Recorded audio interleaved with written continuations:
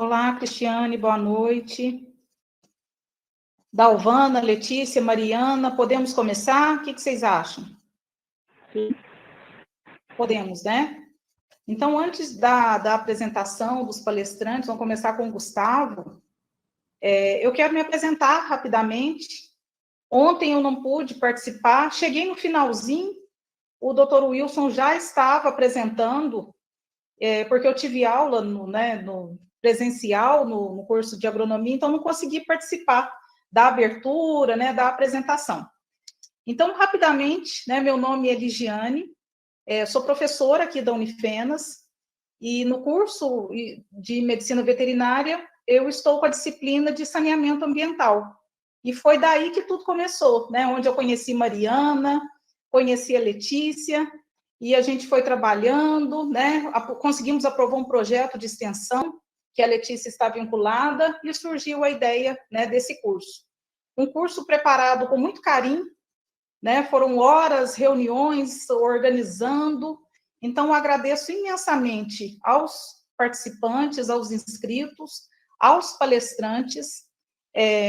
Eu, né, disse que ontem não consegui participar todo, mas peguei as últimas falas do Dr. Wilson, assim, e fiquei encantada, né? Dormi com a consciência, assim, muito tranquila, muito gostosa, muito gostoso, né, de escutar as informações, o quanto está contribuindo aqui para nós e para a nossa região, que também, né, acho que, como todo o Brasil, é muito carente na questão do saneamento básico rural. Então, muito obrigada aos palestrantes pela disponibilidade. Eu sei que não é fácil, né, trabalhar à noite, já trabalha o dia todo, e a gente marcou o evento à noite, mas no intuito de facilitar também para todos que têm essa rotina, trabalho o dia todo, né, e à noite poder participar do curso, né, no intuito mesmo de conseguir um público maior. Então, meu muito obrigada. Um agradecimento especial à Dalvana, à Mariana e à Letícia, que estão aí na organização, tanto para os palestrantes quanto para os inscritos. Elas vão pedir o CPF de vocês, tá? Que é para a emissão dos certificados. Então, após o nosso evento, a gente finaliza na quinta, provavelmente daqui uns 10 dias, a gente já vai ter em mãos os certificados de vocês, e aí a gente entra em contato, né, para disponibilizar. Bom, então, é isso, tá? Queria hoje voltar por aqui o tempo todo, a noite toda participando. Desejo para todos uma ótima noite, que seja bastante produtiva, né? Que traga, tenho certeza, os palestrantes vão trazer bastante informações para nós estamos precisando disso. E é com vocês, então, meninas. Boa noite, pessoal. Primeiramente, eu quero agradecer a todo mundo hoje que está aqui presente. Gratidão, né? Disponibilidade de vocês estar aqui. Nosso curso de inverno aqui da Unifenas, Universidade José Rosário Velano, Alfenas. Meu nome é Dalvana de Souza Pereira. Como a professora Viviane já introduziu, eu sou mestranda do Programa de Ciência Animal, aqui também na Universidade José do Rosário Velano, né? E eu sou orientada da professora Ligiane.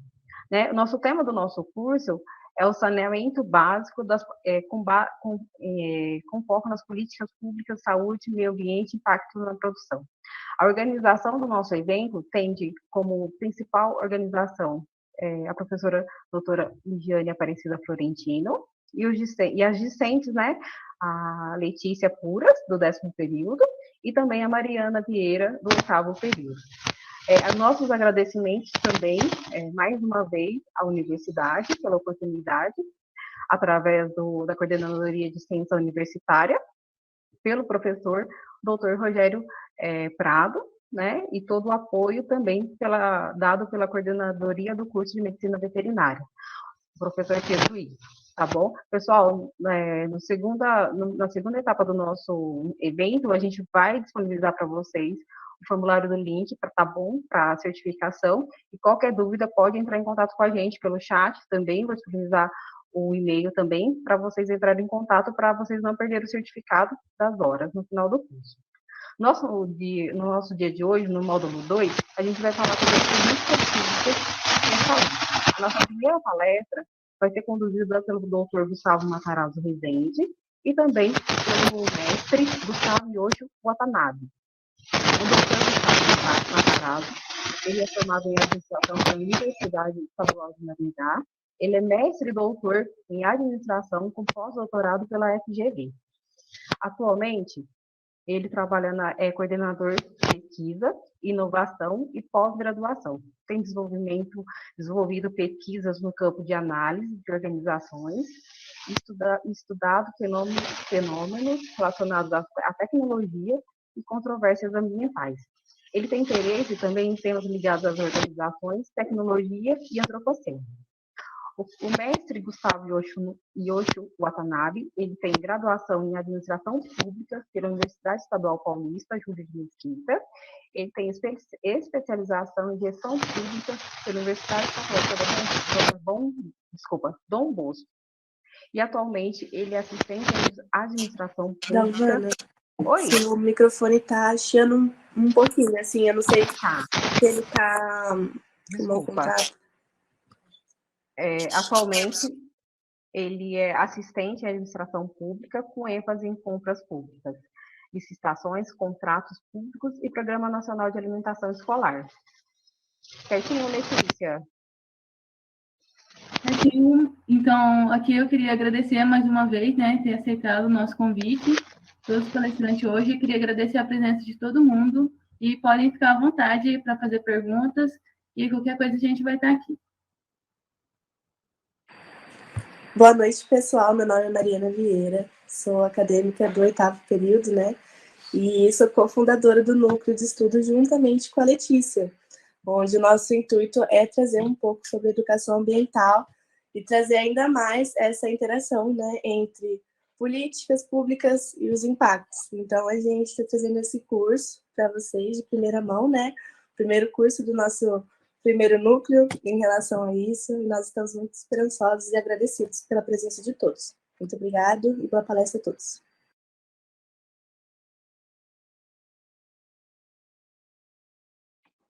Bom, pessoal, vocês estão ouvindo legal? Só dar um feedback aí se está tudo certo. Questão do áudio. Sim. Sim. Beleza, então. Primeiro, a gente queria, né, dar boa noite a todas e a todos. A gente queria muito agradecer aí o convite ao espaço, né? Agradecer a presença de todos os docentes, nos nomes especialmente da professora Ligiane e da professora Ivana, e as alunas acadêmicas aí que também intermediaram um convite, Letícia, Dalvana e Mariana, né, que nos convidaram aqui para conversar um pouco com vocês. Primeiro ponto, então, não é difícil de errar nosso nome, nós somos dois Gustavos, né, e o primeiro ponto que a gente gostaria de chamar a atenção é que a gente tem, nós temos desenvolvido estudos na área de políticas públicas. Então, o que a gente veio falar um pouco aqui hoje, saneamento, em especial saneamento rural, saneamento básico rural não é nossa área de estudos. Então, o que a gente pensou quando a gente construiu essa fala que a gente vai fazer hoje? A gente pensou no seguinte: como que a gente pode contribuir com vocês a partir de uma caixa de ferramentas vindas da administração pública, em especial da análise de política pública, para que vocês consigam enxergar a realidade e consigam trazer essa nova lente para contribuir aí com os estudos que vocês já estão fazendo aí no curso de inverno da Unifems. Então, é um pouco nesse sentido que a gente buscou construir e contribuir com isso, salientando que foi um aprendizado para a gente também entrar nesse tema, né? Não é um tema... não tem lá muita coisa, sobretudo saneamento básico rural, né? Quando a gente fala de saneamento básico, tudo bem, a gente tem um conjunto de dados bastante interessante, mas quando a gente fala de saneamento básico rural, até a legislação, ela meio que perpassa sobre isso, e a gente vai levantar essas questões com vocês um pouco hoje. Bom, então vamos lá. Primeiro ponto, então, que a gente queria trazer é quais os objetivos da nossa fala hoje. O primeiro é explorar os conceitos sobre política pública, para que traga vamos dizer assim, essa caixa de ferramentas, como eu já disse anteriormente. E um segundo momento é fomentar a reflexão de vocês a partir dessa lente de análise. O que a gente fez? A gente pegou a legislação e o histórico dessa legislação e meio que fomos fazendo umas análises para levantando alguns dados que são interessantes para a gente fazer a discussão, certo?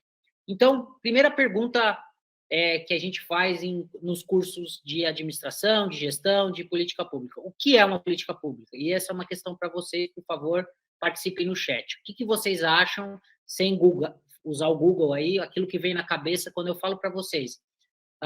Política pública. O que vocês entendem como sendo uma política pública, sem medo de errar, sem medo de... Não é nesse sentido, é para a gente fomentar uma discussão mesmo.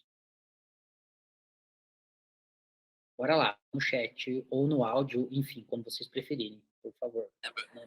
Acredito que, primeiramente, só pela palavra, seria políticas relacionadas ao público geral, né? Então, que ajudassem de quaisquer intuitos e quaisquer vertentes. Acho que isso, não sei. Certo. A Clara contribuiu também como uma regra. Mais. Eu acho que a política pública, ela está voltada para o foco que é o público em geral, né? Política pública, ela tem um foco, que é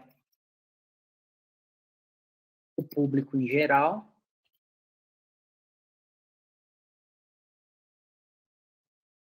Qualquer ação do Estado direcionada ao cidadão, a Carolina contribuiu, perfeito, a gente pode entrar. Uma lei que garanta os direitos das pessoas, também, a gente pode analisar como uma política pública. Política pública é a ação do Estado voltada para um benefício da coletividade, o Bruno contribuiu. Bom, então, o que vocês, assim, tudo que vocês estão contribuindo, a gente consegue entender como política pública. A gente consegue levantar que a política pública está relacionada com um problema público, certo? Então, é esse nosso ponto fundamental de início da discussão com vocês. Então, vamos lá. A gente trouxe um cara que escreve bastante livros, assim, para o estudo de políticas públicas, e ele diz o seguinte: uma política pública é uma diretriz, vai lá na ideia que a Clara colocou, de uma regra, né, elaborada para enfrentar um problema público. Então, notem que a gente selecionou bastante a ideia de problema público. E aí, tem a ver com o que o Bruno expressou por último, que o problema público está na intenção aí de trazer um benefício para a coletividade. Ou seja, quando eu resolvo um problema público, eu trago um benefício para a coletividade, eu estou fazendo uma política pública. Bem, tendo isso na mente aí, eu vou fazer uma outra pergunta. O financiamento das férias de deputados em um resort de luxo é um problema público? Entendendo que uma política pública quer resolver um problema público. Então, a pergunta que eu estou trazendo para vocês é: o financiamento das férias de deputados em um resort de luxo é um problema público? O Estado deveria fazer uma ação, como o Bruno colocou? O Estado deveria fazer uma regra para resolver esse problema? Por quê? Sim ou não, e por quê? Acredito que sim, é um problema. Primeiro porque ele não vai estar beneficiando a coletividade. Ele vai estar beneficiando uma pessoa no qual vai estar sendo favorecido pela questão econômica. Né? Então, eu acredito que é um problema público que deveria ter algumas coisas para impedir ou criar obstáculos para que isso não aconteça, né? Mas pensa comigo um negócio, Mariana. Ó. Se eu penso que é um problema público, pensa comigo, um problema público, um buraco na rua, é um problema público. E aí eu preciso que o Estado faça uma ação para resolver esse problema público. Agora pensa nisso no deputado.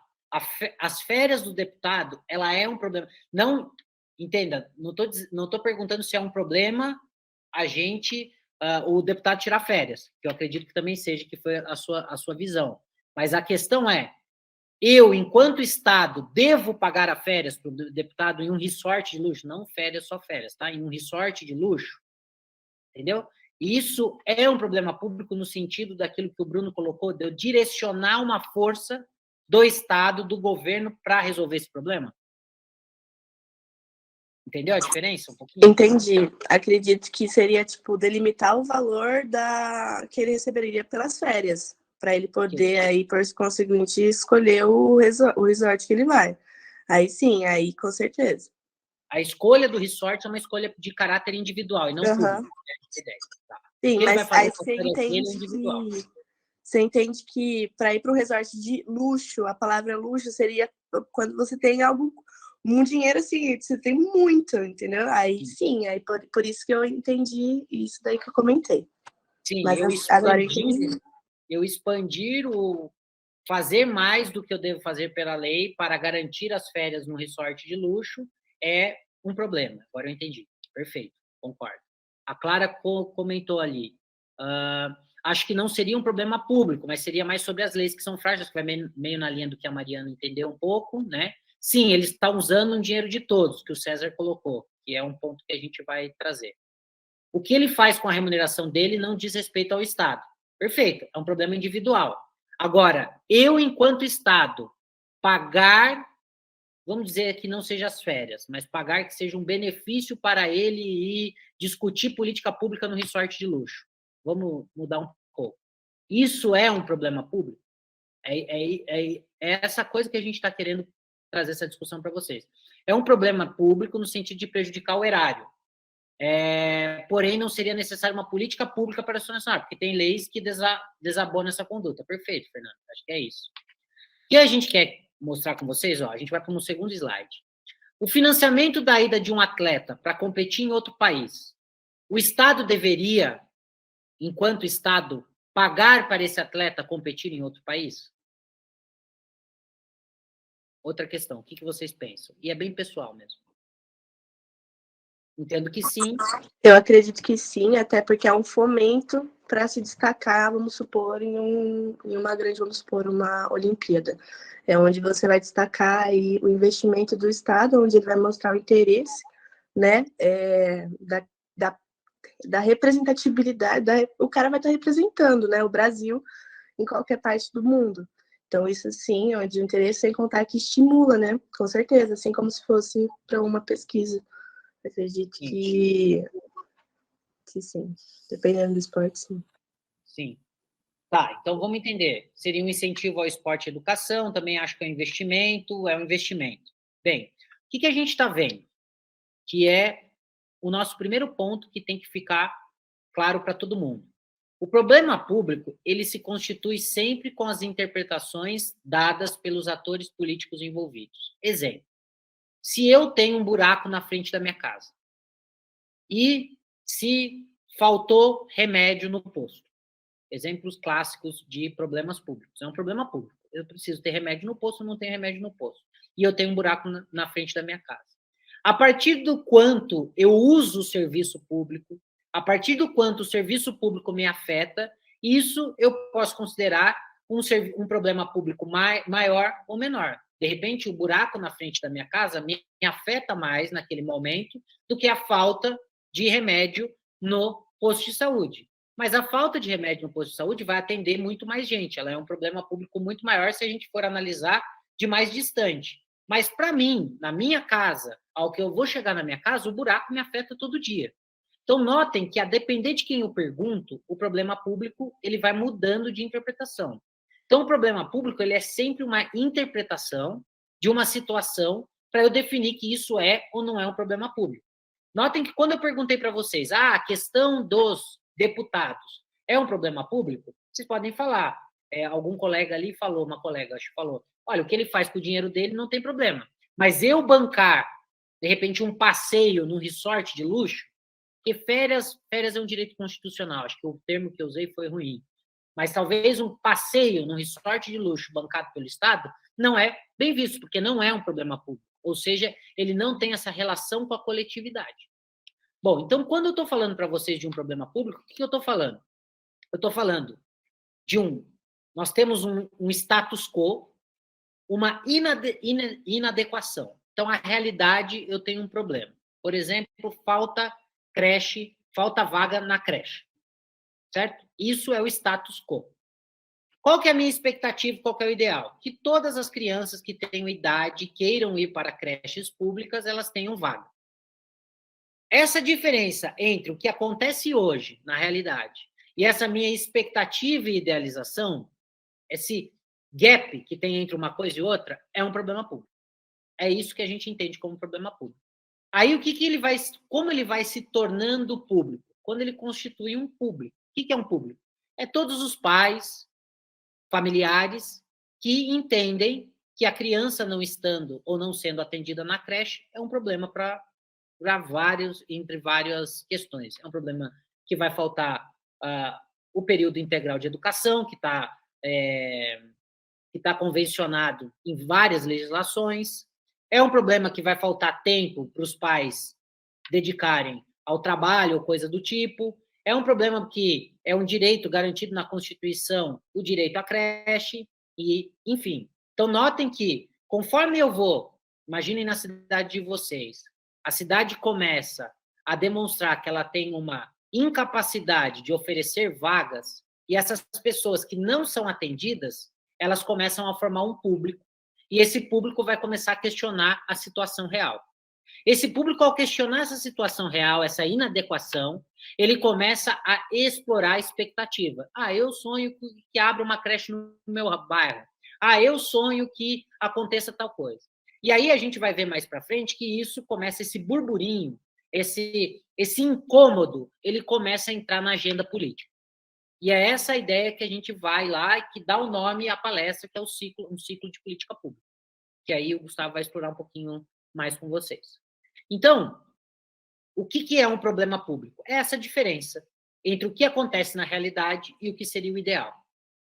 O que acontece na realidade? Nossas notas nas avaliações de ensino básico são ruins, enquanto país. Qual que é a nossa expectativa, o nosso ideal? Que as nossas notas melhorem. Ali a gente tem um problema público. Que é o problema público? A qualidade na educação. Notem que eu estou falando de um problema super macro, que eu coloquei um monte de educação dentro da palavra educação. Um monte de nível, um monte de estado. Eu coloquei como sendo um problema de país. Mas a gente pode ter um problema público, que é um problema público que está aí na tua esquina, que é um problema público que está aí na tua família, que é um problema público que está na questão do saneamento rural, na tua propriedade rural, que é um problema público que está na comunidade rural que é atendida, que é um problema público que ele começa a causar problema para essa comunidade. E aí a gente vai falar depois um pouquinho da questão de poder, no sentido de que como que essas comunidades conseguem colocar esse problema público na agenda política de alguém para resolver esse problema público, né? Porque ele pode ser resolvível de várias formas. Ele não necessariamente precisa ser o Estado. Então, uma política, depois eu vou falar mais um pouco disso, mas a política pública, ela não necessariamente é uma política de governo. A política pública, ela pode ser realizada, por exemplo, por uma fundação, por uma ONG, enfim, e a gente vai ver que nessa área de saneamento você tem muitas fundações, você tem muitas organizações não governamentais que estão atuando aí no sentido de contribuir para achar uma solução mais robusta para esse problema, que é um problema seríssimo. Bom, aí a gente pergunta uma outra coisa. E quando falta política pública?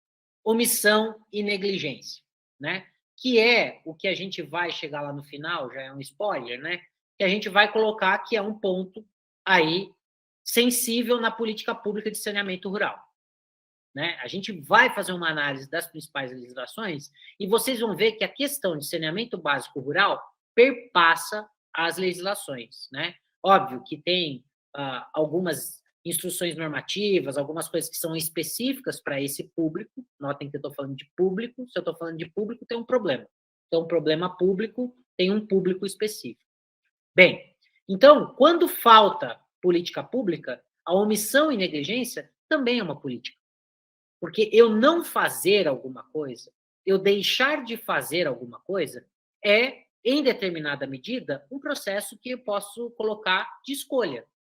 O governante ou a governante que, dentre os variados problemas que ele tem, ele prioriza determinada coisa ou outra, ele vai encontrar questões que são sensíveis aos públicos.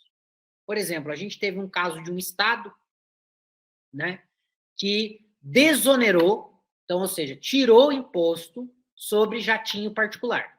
Tirou o imposto, zerou o imposto, se você quisesse, se você tivesse lá na sua conta um dinheiro para comprar um jatinho, você não ia pagar imposto sobre isso. E voltou a cobrar passagem de idosos, né? Mais do que um estado, uma prefeitura específica. E aí, o que a gente consome construir com isso? Que há uma lista de prioridades. E essa lista de prioridades depende dessa força que os atores políticos, os públicos, conseguem colocar na agenda de governo.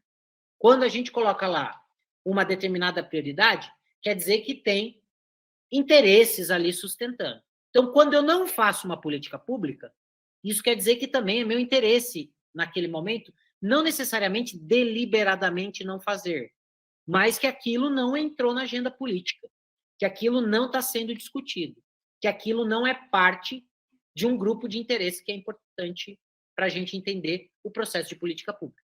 Então, não fazer também é fazer política pública. É meio um jogo de palavras. Então, pensar por... Quando a gente está entrando aqui no que a gente vai discutir hoje, então, o que a gente quer posicionar? Que pensar política pública, a gente pensa por aquilo que os governos fazem e por aquilo que os governos não fazem. Porque vocês vão entender que saneamento básico rural, a gente consegue entender alguns princípios norteadores, mas poucos, e aí eles são muito localizados, ou eles têm uma característica de localização, vocês vão entender isso pelo histórico da política pública, como a política pública vai deixando de ser, de repente, do federal e vai indo para uma característica mais regional, enfim, e aí são os vários interesses que estão envolvidos. Então, como que a gente pode pensar na operacionalização de uma política pública? E aí, aquele texto do SEC, ele usa uma imagem, que é essa imagem aqui do cabo de aço. Ele vai dizer o seguinte: uma política pública, ela pode ser pensada como se fosse um cabo de aço. Então, vocês têm um cabo de aço aí, que é a parte maior, aquela parte que sustenta um peso.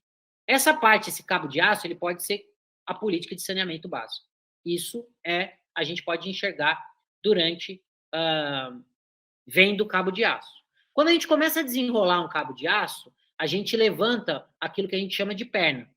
Essa perna, ela é constituída de vários arames. Então, uma perna do cabo de aço é, por exemplo, o saneamento básico rural. Isso é uma perna da política pública.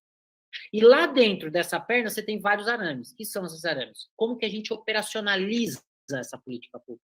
Quem que vai ser responsável pelo quê? Como que a gente vai alimentar um determinado sistema, por exemplo, o Sistema Nacional de Saneamento Básico? Como que a gente vai alimentar dados? Como que a gente vai alimentar a União, ou seja, o governo federal? Como o governo municipal vai alimentar o governo estadual desses dados? Como que a gente vai fiscalizar? Então, esses arames, eles vão constituindo a operacionalização da política pública. E aí, quando a gente vai juntando, a gente consegue ter a perna, que seria um conjunto aí desses arames que fundamentam uma determinada política pública.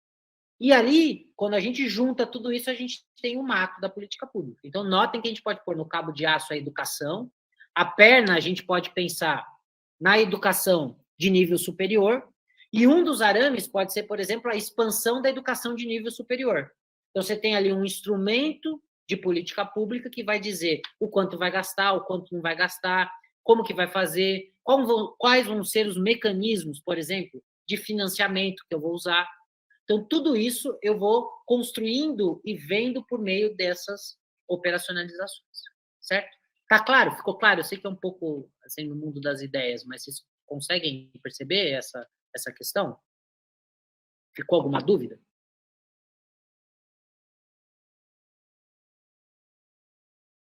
Sim?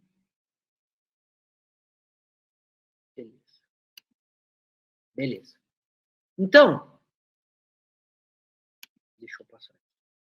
Uma questão que a gente se pergunta. Quando eu falo para vocês do arame, do cabo de aço, da perna, de como isso parece tudo bem organizado, a gente faz a pergunta.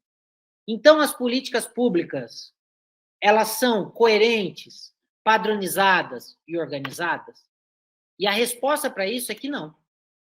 As políticas públicas, e aí que vem essa área, que ela é super complexa, que a gente, toda vez que a gente tenta emitir uma opinião muito curta, a gente acaba esquecendo lados, esquecendo pontos de vista, esquecendo visões, exatamente porque as políticas públicas, elas são inerentemente irracionais e paradoxais. O que eu quero dizer com isso? Quando você junta todas aquelas políticas públicas que estão dentro do arame, às vezes uma instrução normativa ela pode ir contra uma outra instrução que vai para uma outra política.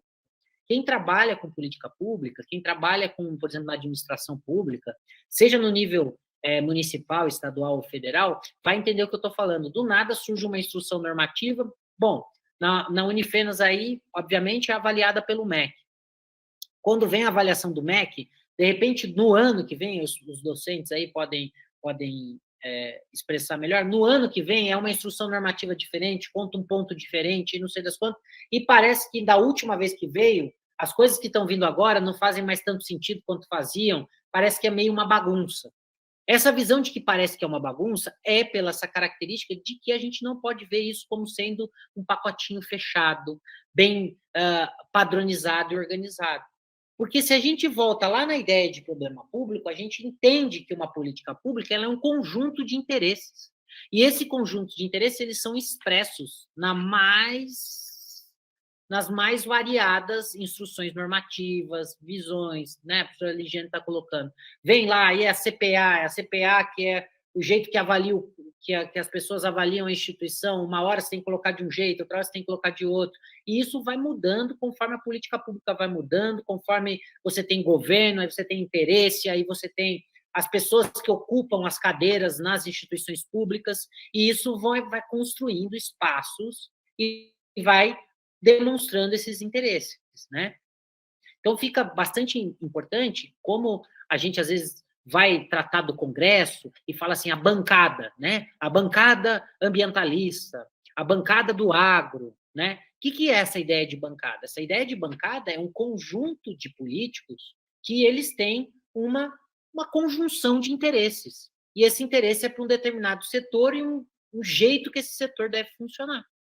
E aí, o que esses políticos e essas políticas, elas fazem? Elas costumam pôr na agenda política, na pauta política, esse conjunto de interesses, para ver um jeito de mudar, para ver um jeito que isso pode ser diferente, para ver um outro formato que, de repente, atenda aos interesses de determinados grupos. Sejam eles, às vezes, grupos que têm poder econômico para fazer isso, para concentrar isso, né? A gente sabe, seja, às vezes, grupos que tenham interesses diversos. Pode ser um interesse com a questão ambiental, por exemplo. Então, você tem as fundações, as ONGs, enfim. E também tem os interesses econômicos aí no meio. Não vamos sermos né,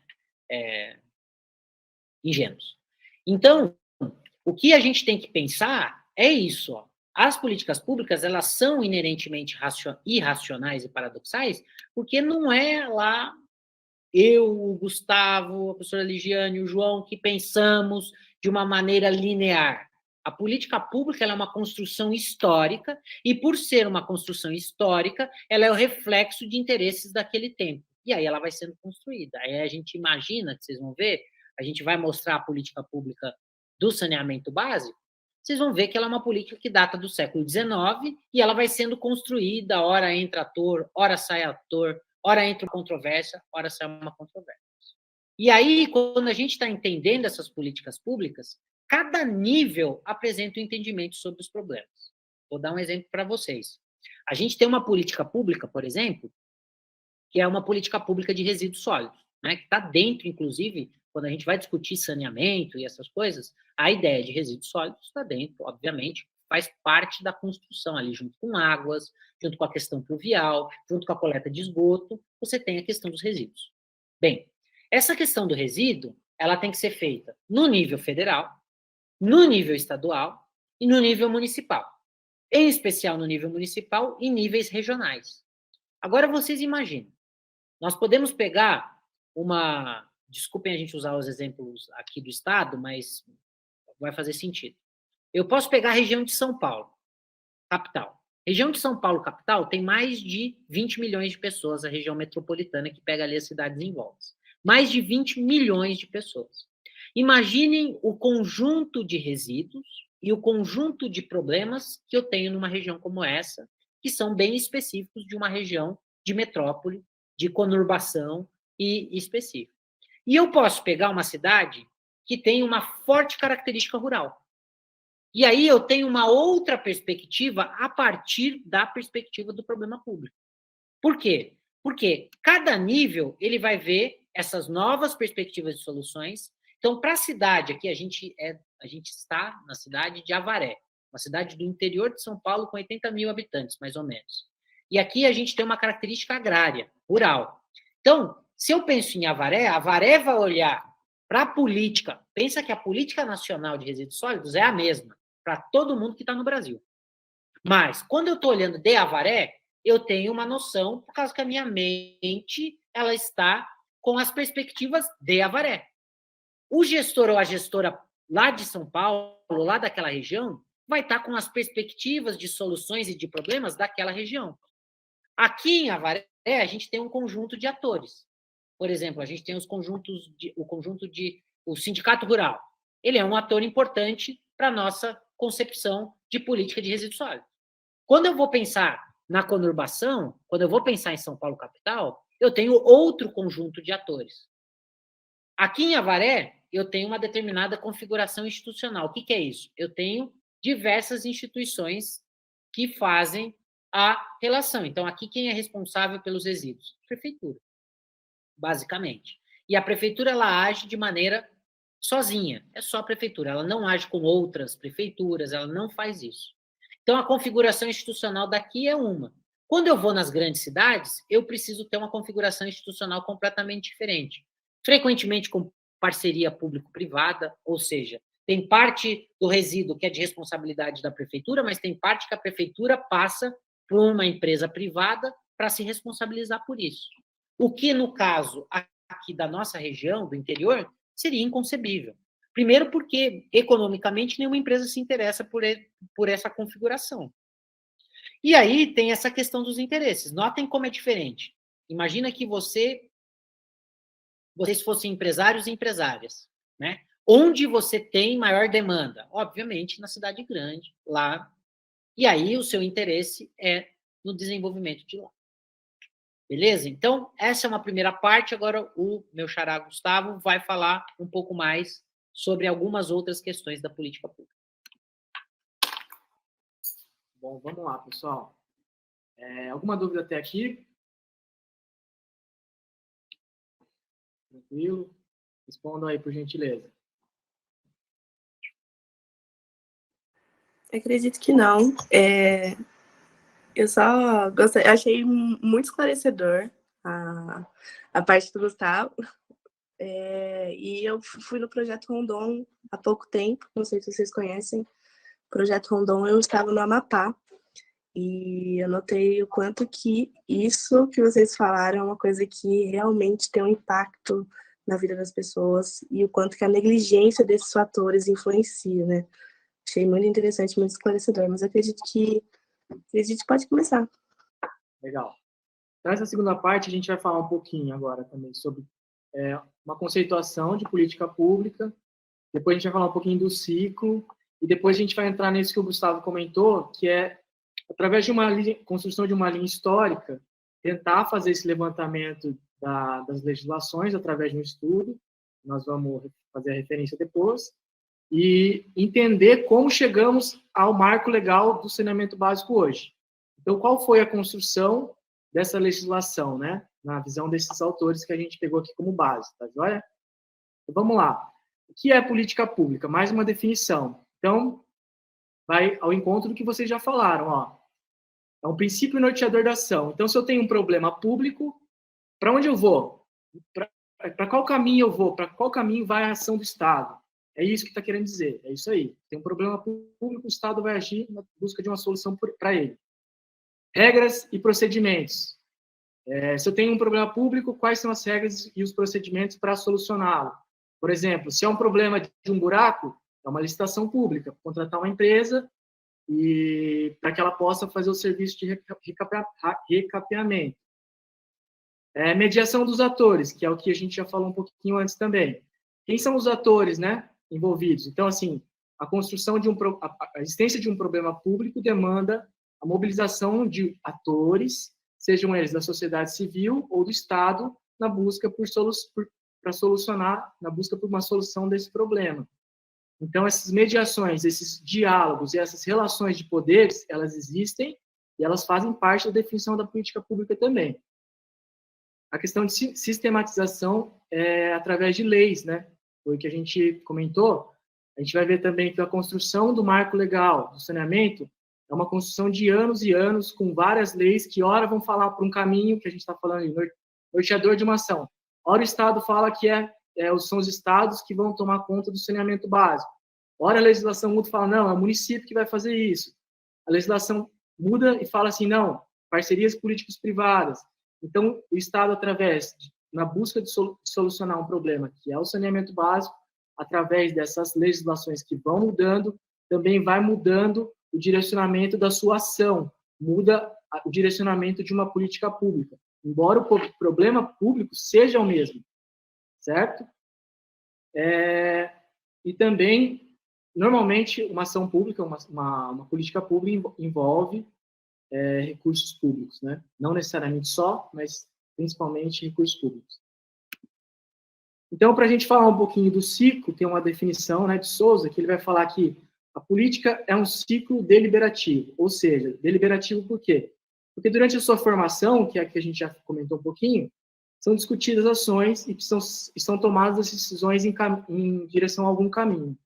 Se a política, se o marco legal hoje fala que o saneamento precisa ir para uma direção de parcerias público-privadas, isso é uma deliberação. A política pública de saneamento nacional brasileira fala que a solução para esse problema são as parcerias políticos-privadas.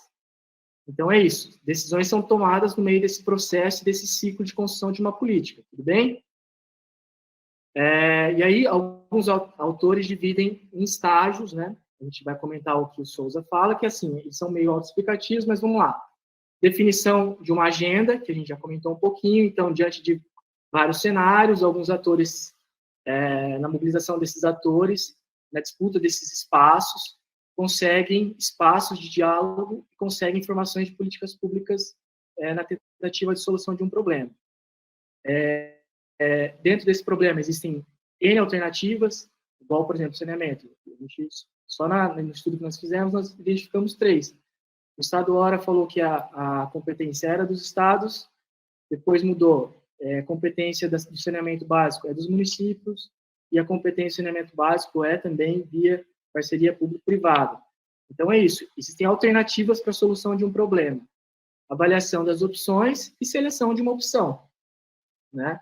Implementação e avaliação dessa política pública. Tudo bem? Aí, mais um ciclo, mais uma figura para a gente ilustrar esse ciclo, né? Nós vamos falar um pouquinho agora também, usando a questão da formação da política do saneamento, nós vamos pensar um pouquinho na construção dessa formação da agenda, porque você vai ver que, bom, a gente buscou fazer essa análise com 3, acho que, variáveis, né? Atores, diagnóstico, instrumentos, se não me engano. E aí a gente vai ver construção de agenda, então, ora vão sair atores, ora vão entrar atores. A formulação dessa política vai mudando também, a configuração dela. Ora é um plano nacional, ora não tem mais esse plano nacional que é revogado, ora uma lei que é discutida no Congresso não é aprovada. Então, esses diversos atores, é bom que vocês busquem entender, né, nesse contexto de construção de uma linha histórica dessa legislação, essas questões que tem dentro de um ciclo, né? Então, parece que o ciclo, às vezes, nem fechou.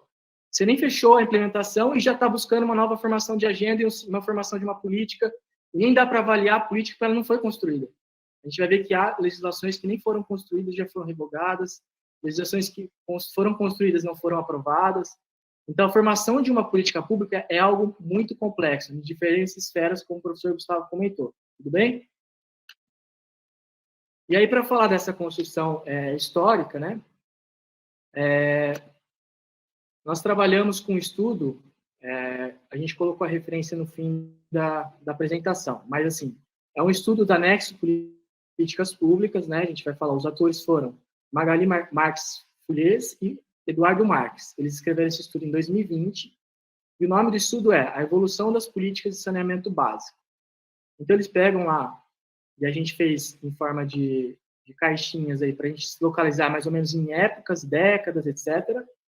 Nós trabalhamos o que eles buscaram de dados, nós colocamos as principais informações para a gente buscar entender através dessas variáveis. Então, nós vamos fazer assim, nós vamos analisar o que eles escreveram, que é a construção de um momento do país, dessa política pública de saneamento básico. Logo em seguida, o professor Gustavo já vai fazer uma intervenção no sentido de nossa avaliação, atores vão sair, atores vão entrar, existiu um plano, uma construção, uma tentativa de uma construção nacional, sai o plano. Então, é isso que nós vamos tentar fazer, uma avaliação de como era em determinadas épocas do país. Tudo bem? Não sei se eu fui claro. Vamos lá. No século XIX, no início do XX, eles, no estudo deles, eles fizeram a seguinte constatação. Havia o cenário do país, aumento de epidemias, controle de doenças, da insalubridade, dos hábitos de vida da população. O cenário dessa construção do saneamento, dessa política pública, se é que a gente pode dizer isso, eram as empresas estrangeiras. Então, haviam concessões na época a empresas estrangeiras. No caso, um exemplo, a Companhia City do Rio de Janeiro. E o cenário nacional, os atores nacionais dessa política pública eram empresas e indústrias nacionais bem frágeis. Era um começo de um ator nacional, vamos assim dizer. Não havia muita força, se é que a gente pode dizer isso, nesse ator, tá? Então, esse era o cenário nessa época. Como era a cobertura desse serviço de saneamento? Havia no país de 10% a 15%. Ok? Então, esse primeiro recorte histórico. Segundo recorte histórico. Então, nós vamos fazer 2 recortes históricos e a intervenção, tá? Nas décadas de 30 e 40, há um crescimento urbano, né? A fuga do campo, que a gente tem na década de 30, Getúlio Vargas, a expansão das infraestruturas. Aí, com o crescimento das cidades, a importância e a preocupação com a expansão das infraestruturas em geral. Isso era uma questão nacional também. Também a questão acerca do financiamento e da cobrança por esse serviço do saneamento. Essas discussões começam nessa época, tá?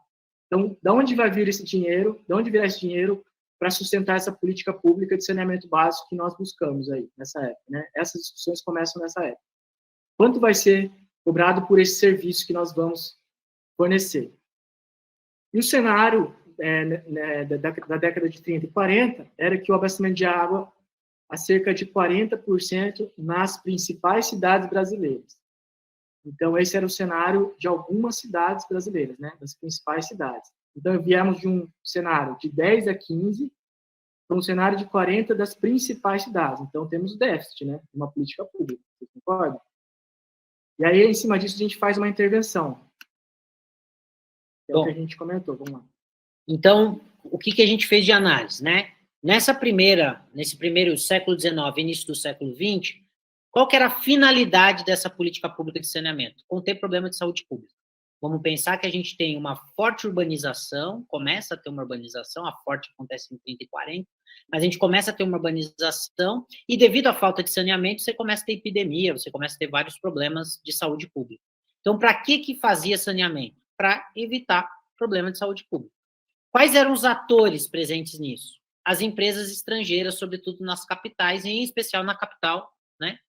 Então, capital Rio de Janeiro, né? Então, você tinha...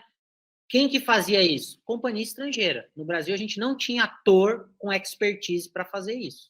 E aí, a Companhia City no Rio de Janeiro. Vamos pensar que esse modelo de concessão de serviço público aconteceu nas capitais em vários. Em São Paulo, aconteceu pela Light, né? Modelo de serviço público de eletricidade.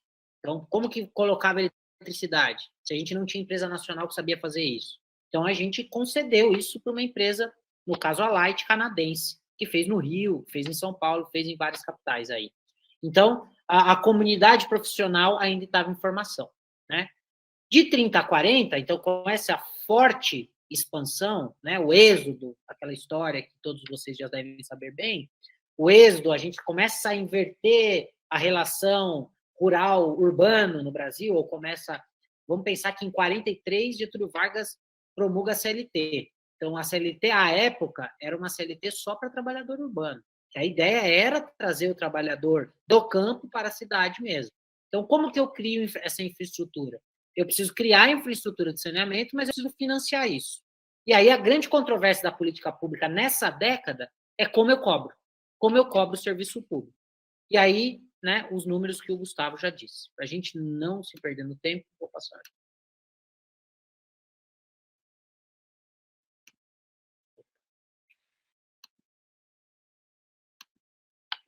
Beleza.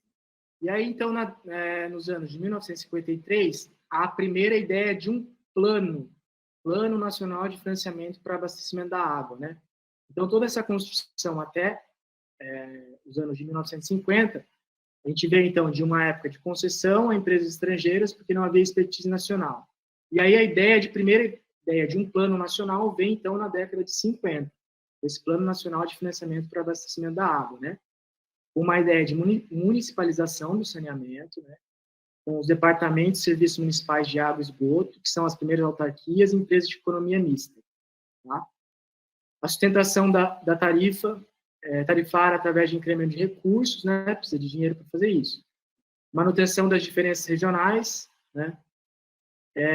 Aí também o primeiro cenário que aparece um ator que são os bancos internacionais, né? Os primeiros empréstimos internacionais. E o cenário do saneamento nessa época é o abastecimento de 50% da população. Aí, nos anos de 1967, a principal fonte de recurso para o setor de saneamento era o FGTS. Então, um outro ator aí.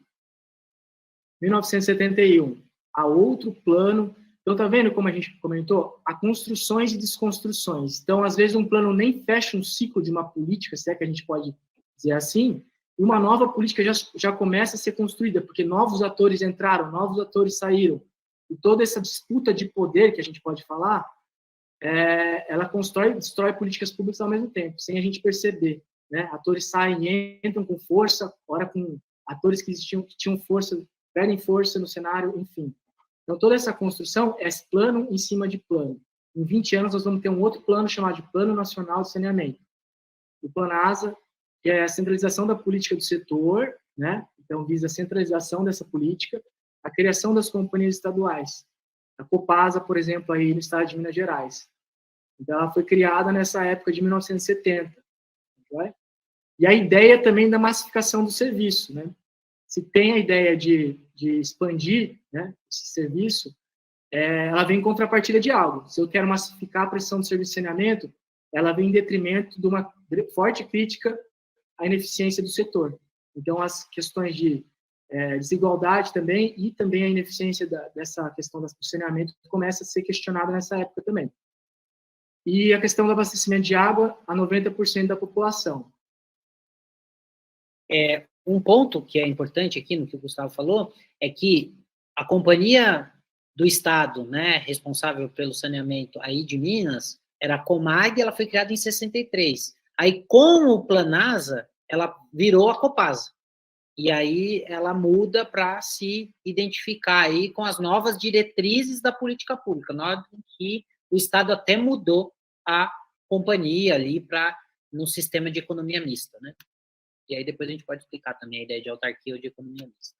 O que a gente entendeu, então, disso aqui? Em 53, a gente tem uma finalidade. Por que você cria um plano nacional? Para articular política.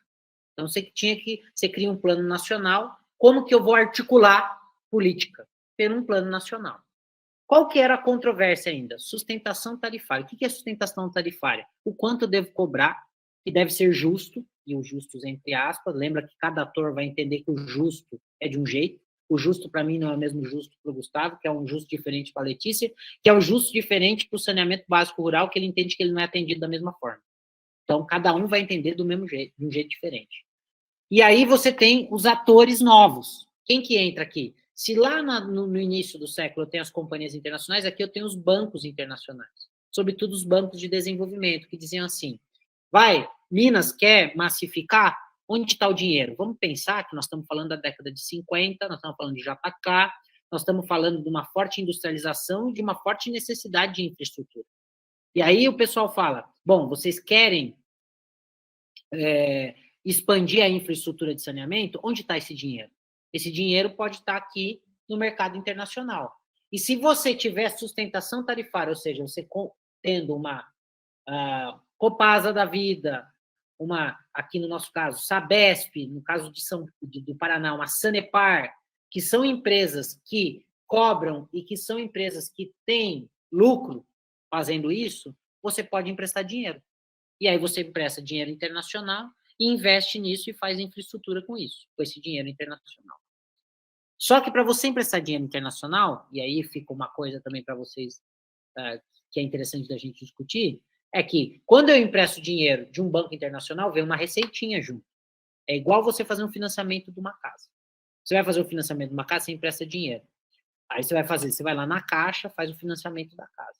Aí a Caixa fala que você tem 5 fases. A primeira é de você fazer a fundação da casa. Fez a fundação, o engenheiro ou a engenheira da Caixa vai lá ver que tá ok, ele libera a segunda fase do dinheiro. É assim que funciona com dinheiro internacional. Então, você tem que, por exemplo, transformar essas empresas estaduais, as companhias estaduais, em companhias superavitárias, em companhias que deem lucro. Bem, o abastecimento aí é 50% da população. E de 67 a 71, a gente tem a finalidade da articulação nacional também, mas com a visão para massificar. Eu preciso abastecer mais a população. E como eu faço isso? Por meio das companhias estaduais. Qual que é o instrumento? O Planasa, que a gente já falou, né, que é o Plano Nacional, e o FGTS. Eu uso o sistema do Fundo de Garantia por Tempo de Serviço, né, para financiar o setor de saneamento. E aí, notem que eu salto em 20 anos de um abastecimento de água, pelo menos da população, bastante grande.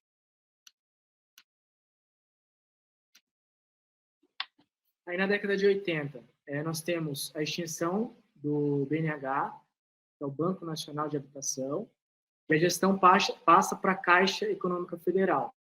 Né? Então, há um crescente subfinanciamento e ausência de planejamento federal. Então, também vemos outra troca de atores aí. A Constituição de 88, ela traz a tendência à municipalização das políticas. Então, se a gente pega a Constituição de 88, ela vai falar educação, saúde, município é responsável. A União ela tem competência para assumir e delegar competências. E a Constituição delegou algumas competências aos municípios, tá? Então, é isso que a gente está falando aí nessa questão de tendência à municipalização. O modelo de centralização decisória é gestão dos serviços no âmbito dos estados, então volta aquela centralização dos estados na questão da política de saneamento. Então, essa discussão, a Constituição, então, está falando de uma tendência à municipalização da política, certo? E, ao mesmo tempo, a gente tem uma construção histórica. Os estados sempre foram responsáveis por esse tipo de gestão desse serviço do saneamento, correto? Então, olha como esses atores vão. A própria legislação cria essas dificuldades de entendimento. Tá, você quer o município ou você quer que o estado faça?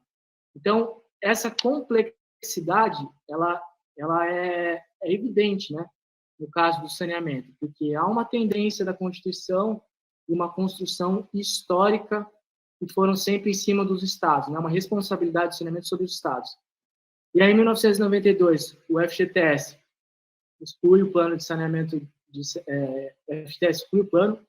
Acho que a gente quis dizer que a fonte, né, do FGTS ela deixa de existir, né? Então, aquele financiamento deixa de existir.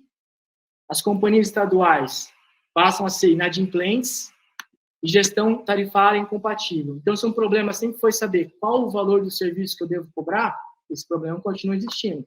E as empresas passam a não conseguir pagar aqueles empréstimos internacionais que elas fizeram, que foram necessários para a ideia da massificação do serviço, que foi necessário para toda essa expansão do saneamento no país, mas a contrapartida veio, não consigo mais pagar o empréstimo e a gestão de tarifa é incompatível. Esse preço que eu cobro não me traz retorno.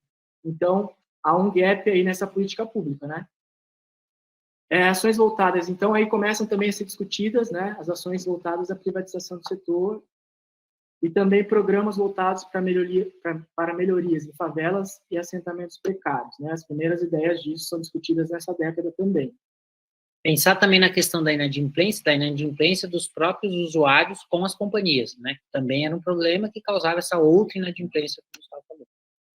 Bom, então o que a gente tem? Na década de 80, a gente tem uma finalidade, a Constituição jogando para a municipalização, como o Gustavo falou, A controvérsia é essa ideia do subfinanciamento, do planejamento federal, e os atores aqui entra a Caixa Econômica Federal, que até então a gente não tinha falado dela. E a partir de 90, você tem uma finalidade de privatização, a ideia é passar para o setor privado. A controvérsia, por que eu quero passar para o setor privado? Porque o serviço tem muita inadimplência e a gestão tarifária é incompatível. Quem são os atores disso? As companhias estaduais, né? Depois vocês vão ver que um processo posterior é a ida à Bolsa de Valores de alguma dessas companhias.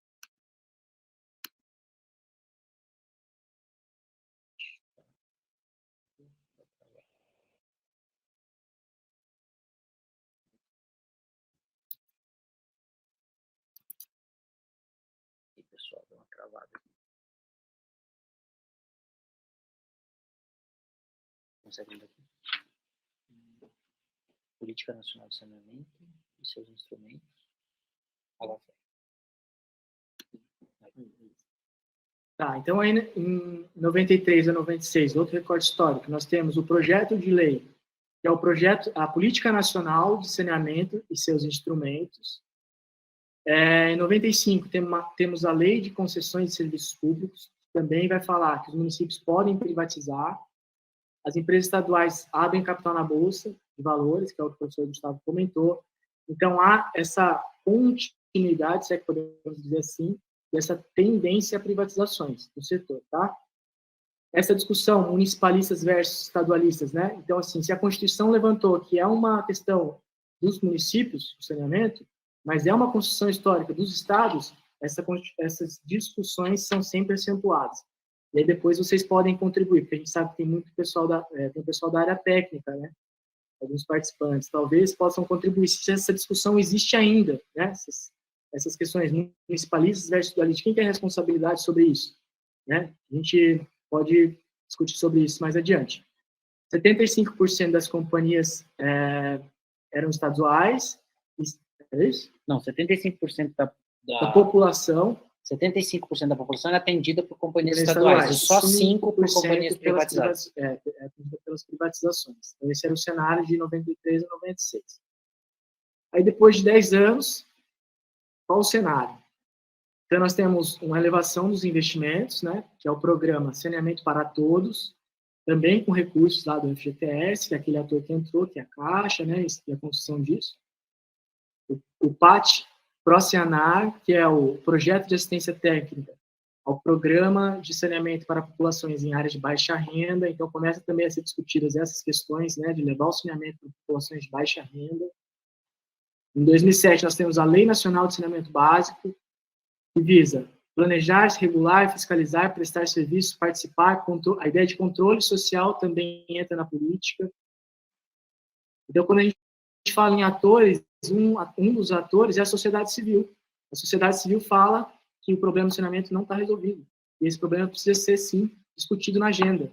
Então, a ideia do controle social é muito importante nas políticas públicas. A gente vê que esse anseio da população em discutir problemas públicos normalmente trazem esses problemas públicos para a agenda, trazem para aquele pedestal de discussão. Não, então a gente precisa falar de saneamento básico rural, a gente precisa falar desse problema público, a gente precisa resolver isso, tá? Então a ideia do controle social é muito importante na questão das políticas públicas. O PAC também tem uma previsão de investimento de 40 bilhões em saneamento, que foi o PAC, depois a gente vai ter mais um investimento, se não me engano, nos anos seguintes, né? Então, dados do PNAD traz que há um déficit de 6,64% no abastecimento de água e 28% no esgotamento. Bom, o que a gente vê com isso daqui, então, pessoal? De 93 a 96, a gente tem a ideia de uma articulação nacional de novo e da perspectiva de privatização. Aí você tem os instrumentos para conseguir privatizar e para conseguir ter essa articulação nacional. Quais são esses instrumentos? Para articular a política nacional, para eu conseguir privatizar, lei de concessões e a própria Bolsa de Valores, que várias empresas entraram na Bolsa de Valores. Chama atenção, sobretudo, para a Sabesp e Sanepar. Controvérsia, municipalistas versus estadualistas, que o Gustavo já falou, e aí um ator que entra, que é bastante importante, que ele já tinha entrado lá emprestando dinheiro, e agora ele entra porque as companhias estão na Bolsa de Valores, que é o mercado financeiro. De 2003 a 2007, elevação dos investimentos, a ideia, de novo, da geração tarifária incompatível e os instrumentos que foram esses programas e leis que o Gustavo bem citou, assim como o PAC, que colocou dinheiro, 40 bilhões. E os atores aqui principais são as companhias estaduais.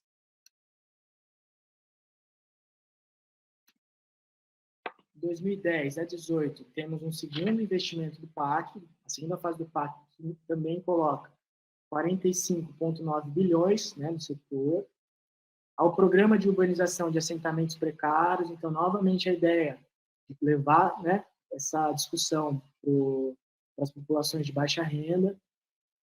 O Plano também Nacional de Resíduos Sólidos, que nós comentamos lá no início, também era dessa época. O Plano Nacional de Saneamento, em 2013. Em 2016, o Programa de Parcerias de Investimento, que é uma ideia de desestatização, capitaneado pelo BNDES, né? Em 2018, a gente trouxe a ideia, uma curiosidade, que foi uma medida provisória que ela visava alterar funções regulatórias do setor. Ela chegou a ser redigida, mas ela não foi aprovada no Congresso Nacional. Lembra quando o professor Gustavo falou que políticas públicas são feitas e desfeitas a partir de ações ou omissões ou não ações? Isso a gente pode, a partir de uma análise, entender que também é uma não ação. Não ação, né, é uma forma de lidar com a política pública, né? Então, quando uma lei caduca e ela não é aprovada, ela não é apreciada, pode ser que hajam interesses que a gente pode discutir mais adiante, né? E essa lei falava da alteração de funções regulatórias do setor. Em 2019 e 2020 é um projeto de lei, que é o novo arranjo legal, né, institucional no setor de saneamento, através de modelos de concessão. É obrigatória a abertura de licitação para a contratação de empresas públicas ou privadas pelos municípios. Então, a ideia, lembra aquela ideia de política pública que também tem os atores, regras e regulamentos, se não me engano, o termo que ele usa? Então, um dos atores que passa a existir aí é a própria administração pública, né? A partir do momento que eu sou obrigado pela legislação a abertura de licitações para contratar empresa pública ou privada para tratar desse problema público, eu estou colocando mais um ator, que é a administração pública, se vocês concordam? Mais um ator aí passa a existir dentro da política pública, né? Já existia, na verdade, mas passa a assumir essa função, vamos assim dizer, melhor. Condições favoráveis para privatização de companhias estaduais. E dados do PNAD também, em 2019, vão falar que 97,6 domicílios com acesso à água canalizada e que nós temos 88,2 a rede geral de abastecimento de água e 63,3 com acesso à rede geral de esgoto. Bom, rapidamente, aí vocês vão se questionar, poxa, mas a gente veio aqui para tratar de saneamento rural, né? E aí é essa questão que a gente coloca, né? Onde ficou o saneamento rural? Então, a gente, pelo que a gente estudou, e mais uma vez, a gente está olhando a partir da política pública, dentro das legislações você tem perspectivas de saneamento rural, mas elas são perspectivas pouco voltadas para o saneamento rural, nesse sentido, entendeu? Então, as políticas públicas de saneamento rural, elas estão muito localizadas nessas questões municípios e estados. Sobretudo aqui, por exemplo, no estado de São Paulo, uma coisa que a gente achou é que as companhias estaduais, aqui no caso, a Companhia Estadual de Meio Ambiente, que é a CETESB, é ela quem determina algumas questões relacionadas a isso. Bom, para analisar, antes da gente entrar nessa última legislação que o Gustavo vai falar, alguns trechos específicos ao saneamento rural, então, de 2010 a 2018, a gente teve um aumento de investimentos por meio de programas como urbanização de assentamentos precários, Plano Nacional de Resíduos Sólidos, Plano Nacional de Saneamento e o Programa de Parcerias de Investimentos. Quando ele fala desestatização, é tirar o Estado de fazer aquilo. Então, não é mais o Estado, quem vai fazer é o setor privado, por exemplo. Ou vou fazer uma parceria, parte o setor privado faz, parte o Estado faz. Você tem uma medida provisória que caduca, muito bem, ele colocou lá, então, não votar essa medida provisória é uma parte de uma política pública, vamos pensar assim. Aí, de 2019 a 2020, você tem uma visão de que, para resolver o problema, o que você tem que fazer? Elevar investimento e fazer mais parceria. Para tanto, você tem a ideia de privatização. E essa privatização, como que você vai poder fazer ela? Então, você tem um projeto de lei de 2019 que vira lei em 2020. Ó, o projeto de lei 4.162 de 2019, ele vira lei 14.026 de 2020. E essa lei diz o quê? Quando um município vai querer fazer saneamento, obrigatoriamente ele tem que abrir licitação. E antes ele podia fazer acordo direto com, por exemplo, a companhia estadual. Agora ele não pode. Ele tem que abrir licitação, e essa licitação permite que empresas privadas entrem no processo, e quem conseguir ali o melhor objetivo econômico ganha a licitação. Então, os atores, um ator bem forte que entra aí é o setor privado, e aí tem os dados que o Gustavo já bem falou com vocês. Bom, agora a gente vai passar basicamente e rapidamente, para ficar dentro do nosso tempo, em alguns trechos dessa lei que vai falar mais especificamente algumas coisas de saneamento rural.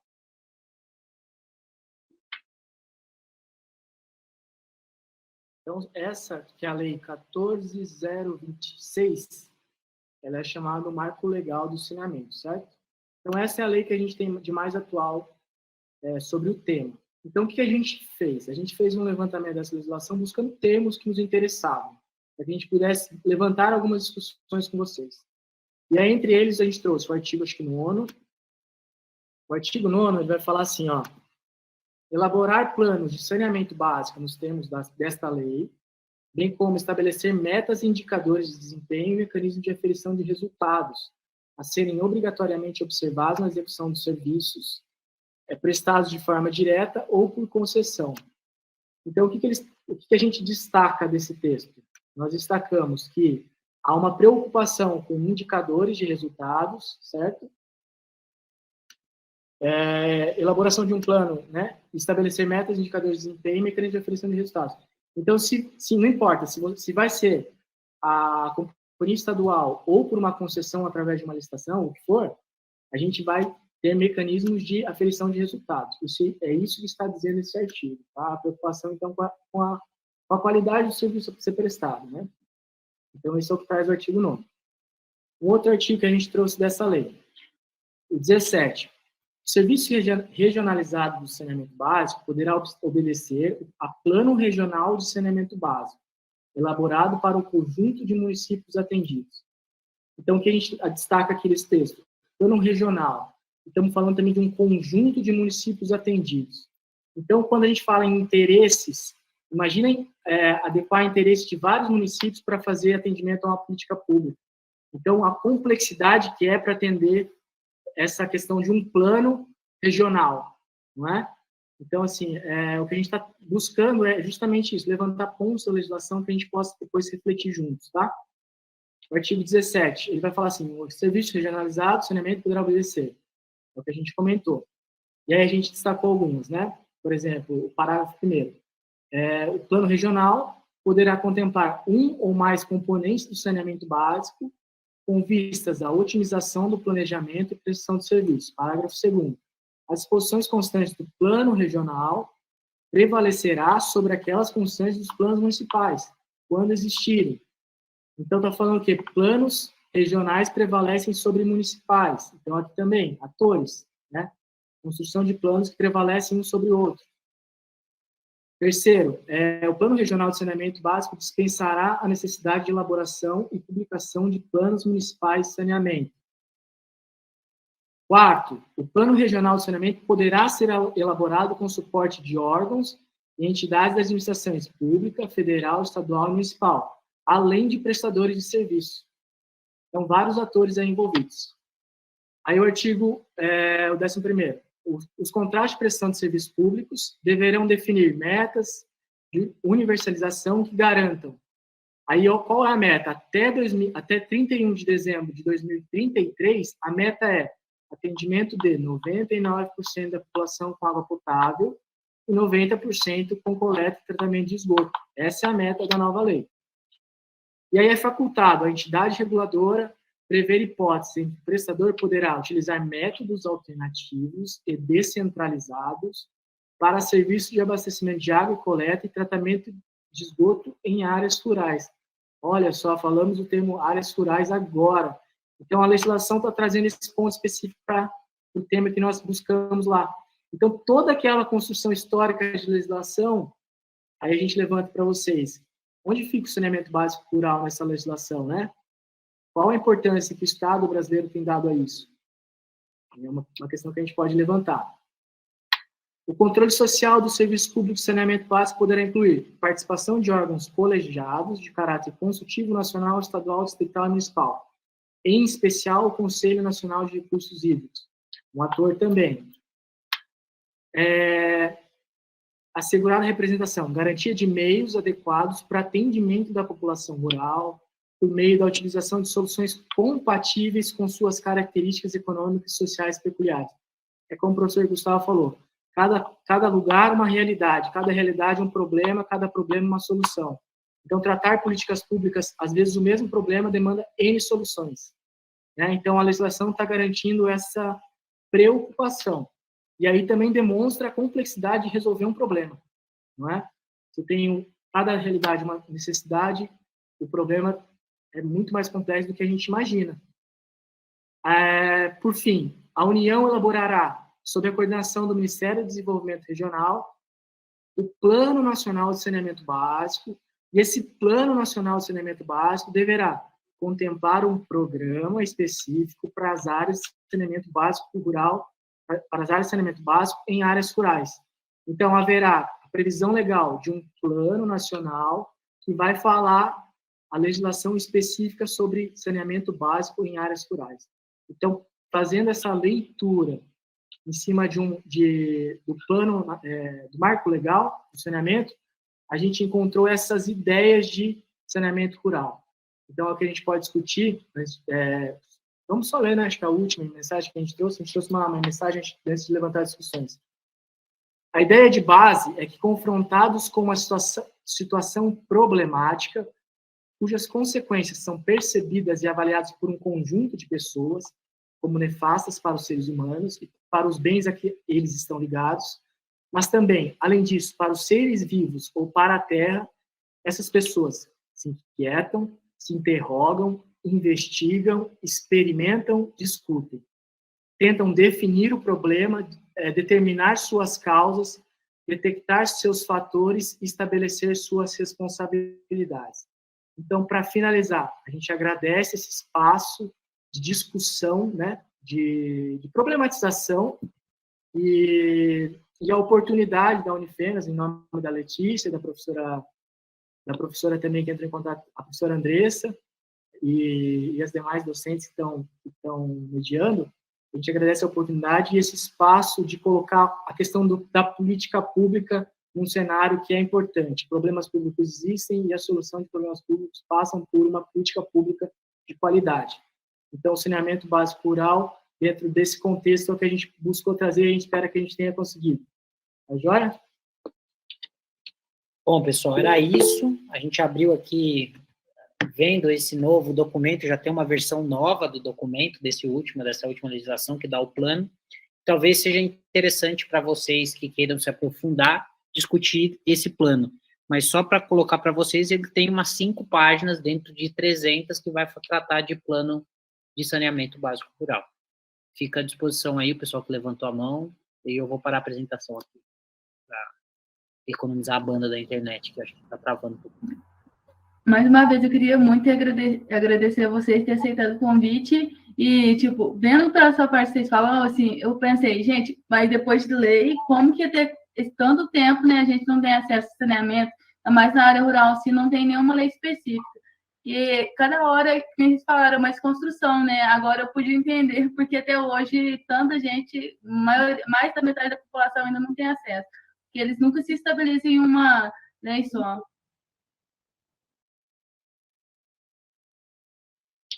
Exato, e quando a gente fala desse tipo de programa e desse tipo de questão, cada vez mais vai entrando outros atores. Então, lá nos anos, né, na década, no final do século XIX, início do século XX, você tinha um conjunto de atores. Hoje, quando você fala de saneamento, você entra o Ministério da Saúde, você entra o Ministério de Desenvolvimento, você entra vários ministérios, e cada um tem uma política, cada um tem um jeito de fazer política, e aí você vai trazendo essa complexidade ainda maior. Então, vai ficando ainda mais complexo, né? As ações vão ficando mais complexas. E aí tem aquilo, né? São ações que a gente, às vezes, não enxerga muito. Então, são ações que, frequentemente, literalmente, estão por baixo. E aí, quando a gente pensa nessas ações, são ações que aí a gente pode falar um pouco de interesse político, enfim, todas essas coisas que são complexas. Mas, em especial, essa última legislação, ela é ousada, no sentido de até 2033 estar com aqueles números, né? A gente entende que é uma concepção, mas a gente sabe que é complexo de conseguir atingir e tal, enfim. Eu acho ainda mais que a maior dificuldade é elaborar um plano ainda que seja em conjunto com outras regiões, assim. Acaba que municipal já é muito difícil, ainda mais em conjunto, parece que fica quase impossível. E quando você pensa no rural, você pensar no municipal, frequentemente a gente já tem uma predisposição a pensar no municipal urbano, né? O que é uma problemática por si só de política pública. A gente pensa muito no urbano e o rural é sempre uma política porque se tem aquela concepção errônea e preconceituosa de que o rural é o atrasado, de que o rural está lá longe, de que o rural tem que se virar.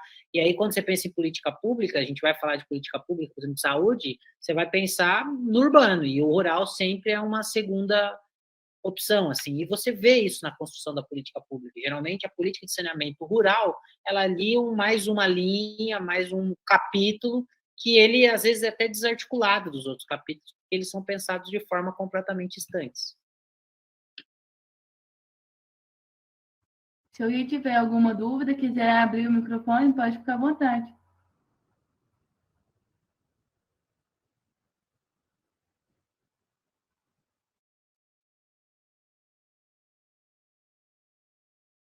No chat também. Bom, eu queria agradecer, né? Eu achei muito esclarecedor. E é isso, eu gostaria de agradecer mesmo, achei muito bom. Em relação a isso que a Letícia acabou de falar, eu também, assim, abriu a mente em relação a isso, porque acaba que é um conhecimento um pouco quanto limitado, né?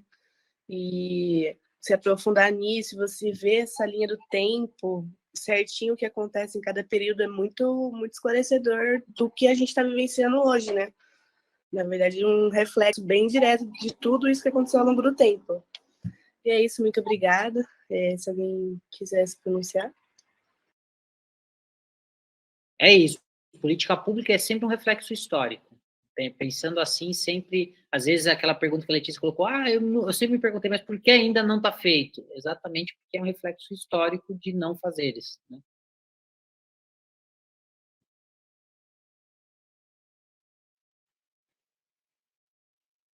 Bom, a gente deixou no último slide, eu não sei se vocês pegaram, a gente deixou nossos e-mails, mas a gente vai disponibilizar essa apresentação também, pode circular à vontade, e qualquer dúvida, quiserem entrar em contato, a gente está à disposição também. Tem LinkedIn lá, tem todas as redes lá para entrar em contato. E a gente agradece muito o espaço.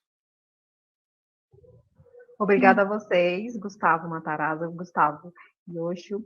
O pessoal está agradecendo aqui, a professora Ivana, a professora Lidiane também, tá bom? A Cristiane também está parabenizando vocês. Então, vamos encerrar aqui agora, a Letícia fazer o intervalo, né? Tchau, obrigado. Tchau, gente, que agradeço.